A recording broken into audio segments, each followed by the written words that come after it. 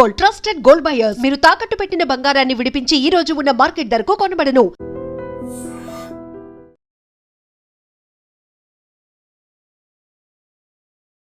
ప్రజలు ఇబ్బంది పడితే సినిమాల్లో ఒకరు పుట్టుకొచ్చినట్టుగానే సినిమా వ్యవస్థ వల్ల ప్రజలు ఇబ్బంది పడటం వల్లే రవి పుట్టుకొచ్చాడు. ఇప్పుడు ఐబొమ్మ రవిని అందరూ రాబిన్ హుడ్లా చూస్తున్నారు. అంటే తనలో తప్పు లేదు అనేది సామాన్య ప్రజల యొక్క వెర్షన్.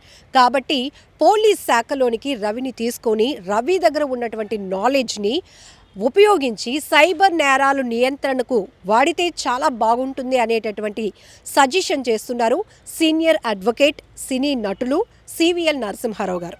గత కొంతకాలంగా మనం చూస్తున్నాం ఐబొమ్మ రవి టాపిక్ అనేది చాలా ఆసక్తికరంగా మారుతోంది.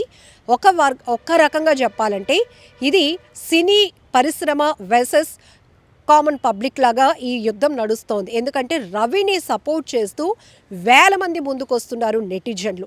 అంతేకాదు రవి రియల్ హీరో అంటున్నారు. సినిమా వ్యవస్థ ఎంత కమర్షియల్ ఆస్పెక్ట్లో వెళ్తోంది. కోట్లు ఖర్చు పెట్టేస్తున్నాం, కోట్లు రెమ్యునరేషన్ ఇచ్చేస్తున్నాం.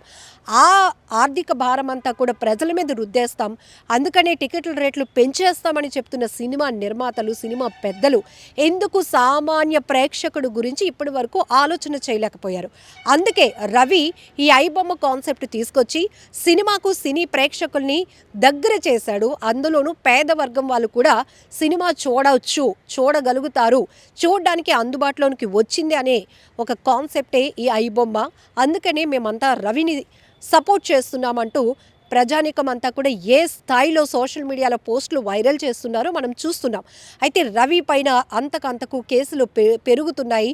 అతన్ని ఎంక్వైరీ చేసిన తర్వాత, అతన్ని కస్టడీలోనికి తీసుకున్న తర్వాత ఇంకా ఈ ఇల్లీగల్ యాక్టివిటీ పైరసీ వ్యవస్థలో ఎవరెవరైతే ఉన్నారో వారందరిపైన చర్యలు ఉంటాయి. ఇంకా కోర్టు కస్టడీ పెంచాలి అనే కాన్సెప్ట్ కూడా అటు పోలీసులు కూడా వెర్షన్ చూస్తున్నాం.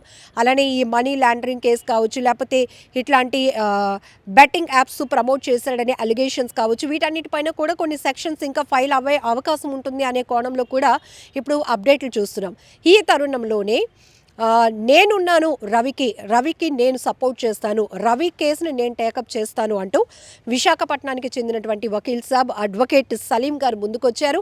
ఆయన మీడియా ముందుకు వచ్చి రవి ఓకే చెప్తే, రవి వాస్తవాలు చెప్తే కనుక రవిది పెద్ద కేసు ఏం కాదు, అతన్ని మనం బెయిల్ ద్వారా బయటకు తీసుకురావచ్చు. రవికి సామాన్య ప్రజల యొక్క మాస్ జనం యొక్క సపోర్ట్ ఉంది. అంటే ప్రజలు ఎవరు రవి వల్ల ఇబ్బంది పడలేదు, సినీ నిర్మాతలు మాత్రమే కంప్లైంట్ ఇచ్చారు. ఆ కంప్లైంట్ని తెలంగాణ పోలీసులు ఛాలెంజ్గా తీసుకున్నారు.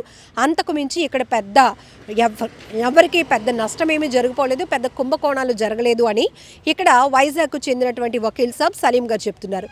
ఇప్పుడు తెలంగాణకు చెందినటువంటి సినీ నటులు మీ అందరికీ బాగా సుపరిచితులు, ఆయన అడ్వకేట్ కూడా, వాళ్ళ వైఫ్ కూడా అడ్వకేట్ని. సో సివిఎల్ నరసింహారావు గారు కూడా ఇప్పుడు రవి కేసుని కొత్త కోణంలో ఆలోచించి చూస్తే రవి పెద్ద ఆర్థిక నేరగాడైతే ఏమీ కాదు. ఎందుకంటే ప్రజలెవరూ అతని మీద కంప్లైంట్లు ఇవ్వలేదు. కేవలం సినీ నిర్మాతలు ఇచ్చినటువంటి కంప్లైంట్ని బేస్ చేసుకొని అతన్ని అరెస్ట్ చేయడం కానీ అతని పైన ఉన్నటువంటి కేసులకు సంబంధించి ఇప్పుడు బయటకు వస్తుంది. ఇంతటి నాలెడ్జ్ ఉన్నటువంటి రవిని పోలీస్ శాఖ వాడుకుంటే గనుక సైబర్ నేరాలు, అంతకన్నా సైబర్ క్రిమినల్స్ ఎవరైతే ఉన్నారో వాళ్ళని పట్టుకోవడానికి మనం ఉపయోగించుకుంటే బాగుంటుంది అనేటటువంటి సలహా ఇస్తున్నారు సివిఎల్ గారు.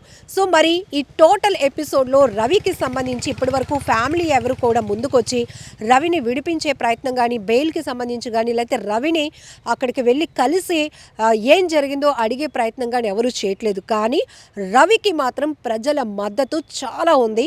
రవి ఇప్పుడు ఒక సోషల్ సెన్సేషనల్ పర్సన్గా మారిపోయారు అని చెప్పడంలో 100% డౌట్ లేదు. ఇక్కడ రవిని అందరూ రాబిన్ హుడ్తో పోల్చుతున్నారు. ఎందుకంటే గొప్ప వాళ్ళ దగ్గర, అంటే బాగా బలుసున్న వాళ్ళ దగ్గర దోచుకుని పేదలకు ఇచ్చినట్టుగానే సినీ పెద్దల కబంధ హస్తాలు చిక్కుకున్నటువంటి కొన్ని సినిమా ఏవైతే ఉన్నాయో ఆ వ్యవస్థ నుంచి సామాన్య ప్రజానికానికి వెసులుబాటు కల్పించే ప్రయత్నం రవి చేశాడు అనేది ప్రజలు చూస్తున్నారు. ఇక్కడ పోలీసుల వెర్షన్ ఏంటి? ఏదైనా ఇల్లీగల్ యాక్టివిటీ అనేది తప్పే, దానికి శిక్ష తప్పదు అనేది తెలంగాణ పోలీసుల వెర్షన్. సో ఈ రకంగా చూస్తే ఈడీ కూడా ఇంటర్ఫీర్ అయ్యి ఇంకా మిగతా కేసులు కానీ ఇతనికి సంబంధించి ఇంటర్లింక్స్ ఏవైతే ఉన్నాయో ఇంటర్నేషనల్ లెవెల్లో, అలానే కరేబియన్ దీవుల్లో ఇంకా తనకి మంచి నెట్వర్క్ ఉన్నట్టు కూడా గుర్తించారు. ఈ రకంగానే అక్కడ ఆయన మెంబర్షిప్ తీసుకునేలాగా, అంటే అక్కడ పౌరసత్వం పొందేలాగా కూడా ఇతను కొంత అమౌంట్ ఖర్చు పెట్టారు.